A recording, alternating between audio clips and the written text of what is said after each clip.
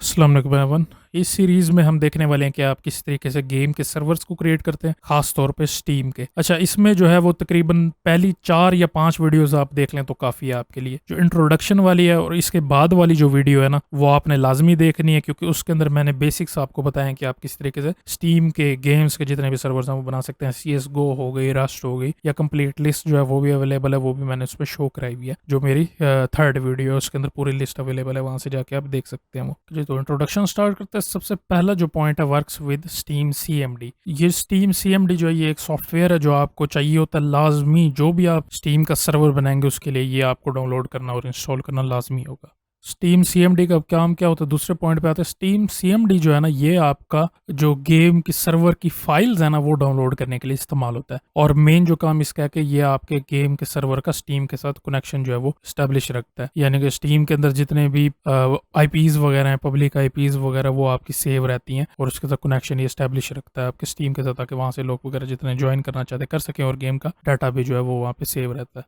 फिर आ जाते हैं यूजेस बैच। अच्छा, जो आप सर्वर बनाएंगे ना, सर्वर बनाने में और गेम की फाइल डाउनलोड करने में CMD के थ्रू फर्क है। ठीक है, जो आपका सर्वर है वो आपकी स्क्रिप्ट के थ्रू चलेगा। और जो इसमें ना, मैंने इस सीरीज में एक 18 मिनट की वीडियो है वो डाली है, तो उसे आपने डरना नहीं है। उसके अंदर सिर्फ और सिर्फ जो है ना, मैंने एक्सप्लेन किया है कि कौन सी आप किस तरीके से लाइन को लिखेंगे या उसको आप यूज करेंगे। ठीक है, उसमें जो स्क्रिप्ट है वो मैंने कॉपी पेस्ट की थी, उसके बाद उसको वो लाइन बाय लाइन एक्सप्लेन किया था। सिर्फ एक्सप्लेनेशन का टाइम है उसमें, और कुछ भी नहीं, और बहुत आसान तरीके से वो एक्सप्लेन की हुई है और बहुत आसान है वो। ठीक है, जो चौथा पॉइंट है वो है कि need static IP to go public. आपको स्टैटिक IP चाहिए इसके लिए कि आप अपने सर्वर को जो है वो अवेलेबल कर सकें। अच्छा, आपको फर्स्ट टाइम अपना सर्वर खुद अपनी पब्लिक IP के थ्रू ज्वाइन करना पड़ेगा, फिर आपका सर्वर जो है वो पब्लिक के लिए अवेलेबल होगा, उससे पहले नहीं हो सकता। अच्छा, जो ऊपर लिखा है बैश शेल स्क्रिप्टिंग, लिनक्स जो है ना उसके लिए आपको बैश शेल स्क्रिप्टिंग करनी पड़ेगी।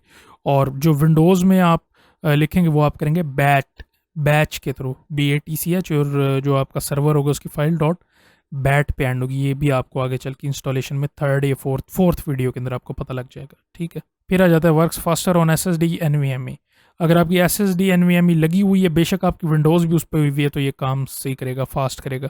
लेकिन अगर आप NVMe पे या SSD पे अपनी फाइल, जो आपकी सर्वर की डेडिकेटेड फाइल है, वो आप रख रहे हैं, तब भी ये उसके साथ सही काम करेगा। लेकिन अगर HDD हार्ड ड्राइव है आपके पास सिर्फ, तो भूल जाएं, क्योंकि फिर या तो आपकी गेम चलेगी या आपका सर्वर चलेगा। और अगर आप SSD NVMe यूज़ करते तो आपका सर्वर का रन टाइम 3 से 4 मिनट होगा, यानी कि 3 से 4 मिनट में आपका सर्वर ऑनलाइन हो जाएगा। अगर आपके पास HDD है तो फिर आपको गुड लक, 10 मिनट 20 मिनट तो कहीं नहीं गए आपके सर्वर के चलने में, यह हो सकता है बीच में क्रैश ही हो जाए।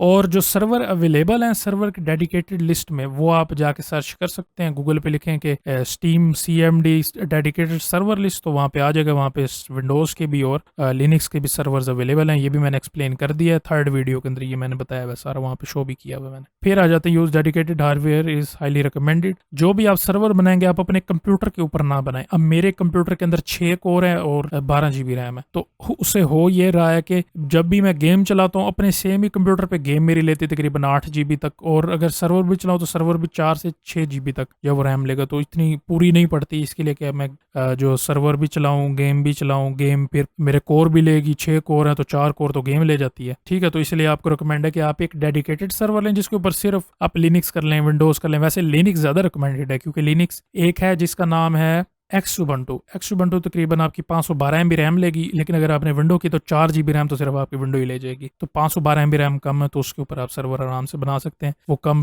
रैम लेगी और आपका सर्वर भी फास्ट चलेगा इस पे। फिर आ जाता है heavy load on server. Server के ऊपर जो है वो हैवी लोड पड़ता है आपका बहुत ज्यादा। अगर आपके कोर कम है, ये अगली स्लाइड में है कि रिक्वायरमेंट आपकी क्या है इसके लिए, तो जो आपका सर्वर है उसके ऊपर लोड ज्यादा पड़ता है। और आपका कोर्स जब भी सर्वर स्टार्ट हो रहा होगा तो आपकी रैम और कोर के ऊपर बहुत ज्यादा फर्क पड़ेगा, बहुत ज्यादा लोड पड़ता है उस पर। तो आपके ध्यान रखना है कि आपके मिनिमम 4 कोर होने चाहिए सर्वर में। 4 कोर होंगे तो आपका सर्वर स्टेबल चलेगा। मैक्सिमम आप जितने मर्जी ले जाएं, वैसे 6 तक भी काफी होते हैं, 4 वैसे काफी, 4 हैवी सर्वर होगा, 4 भी काफी रहेंगे उसके साथ, उससे कोई इशू नहीं करेगा वो। अब आ जाते हैं रिक्वायरमेंट के ऊपर।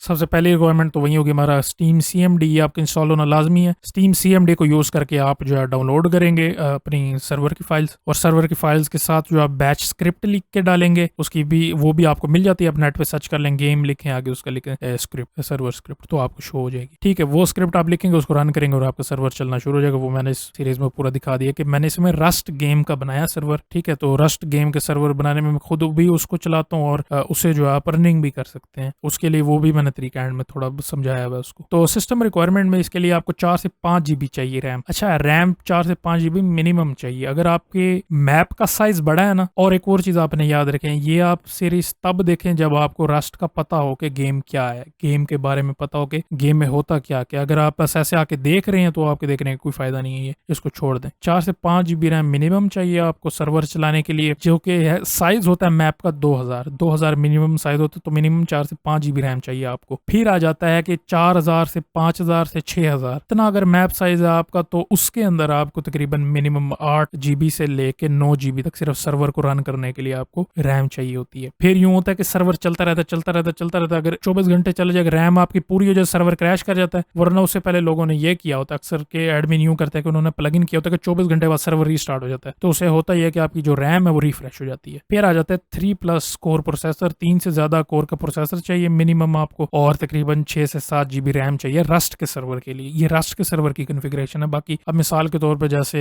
CSGO का सर्वर हो गया, उसके लिए कम चाहिए होती है, या फिर हो गया माइनक्राफ्ट का सर्वर, उसके लिए आपको कम जो है वो हार्ड ड्राइव भी चाहिए होती है, कम कोर और कम रैम से भी काम चल जाता है उसमें। वेलहैम जैसे हो गया, उसके लिए आपको 2 GB रैम भी चलेगी उसके लिए। ठीक है, फिर आ जाता है कि आपको बेसिक रस्ट के सर्वर का नॉलेज होना चाहिए कि आप सर्वर काम तो नहीं, मतलब कि यानी कि उसमें प्लगइन्स डालना, या प्लगइन्स नहीं है तो उसमें मिसाल के तौर पे जैसे उस पे भालू स्पॉन होते हैं, तो बेर घूम रहे होते हैं इधर उधर, तो वो किस तरह से स्पॉन इंक्रीज करते हैं, या फिर किस तरीके से रस्ट के एडमिन उस पर काम करते हैं। बेसिक नॉलेज होना चाहिए इसके। गेम के बारे में तो पता होना कि गेम काम किस तरह करते हैं, क्राफ्टिंग वगैरह, ये सारा कुछ। फिर आ जाता है बेसिक जेसन। जब आपको मॉडिड करेंगे ना सर्वर, मॉडिड भी मैंने इसमें करा है। मॉडिड करने के लिए आपको जेसन यानी कि जावास्क्रिप्ट ऑब्जेक्ट नोटेशन का पता होना लाजमी है। बेसिक से ही पता हो, यानी कि ये काम किस तरह करते हैं, कर्ली ब्रेसेस कहाँ, अरे क्या होती है, थोड़ी सी उसके बारे में पता होना चाहिए, और आगे वैल्यू वगैरह चेंज नंबर्स में या फिर ऑब्जेक्ट में उसका पता हो आपको। फिर इसके लिए GPU रिक्वायर्ड नहीं होता, क्योंकि गेम पे कोई प्रोसेसिंग वगैरह नहीं होती, आपको सिर्फ बैच पे सर्वर चलता है, तो उसके लिए GPU की रिक्वायरमेंट नहीं होती। इंटरनेट कनेक्शन आपका लाजमी होना चाहिए, जैसे मैंने आपको पिछले स्लाइड में बताया था कि आपका स्टीम के साथ कनेक्शन लाजमी रहना चाहिए, तो इंटरनेट कनेक्शन आपको लाजमी चाहिए होगा ताकि आपका सर्वर चल सके और गेम जो है आपने ऑन की हुई हो। अच्छा, सर्वर बनाने के लिए आपको गेम खरीदने की जरूरत नहीं है, लेकिन गेम जाहिर बात है खेलनी है आपने, सर्वर को टेस्ट करना, तो उसके लिए गेम आपके पास होनी चाहिए, तो वो आप स्टीम से जाके बाय कर सकते हैं। ठीक है जी, तो ये बेसिक रिक्वायरमेंट थी आपके लिए। और इसमें जो है मैंने एक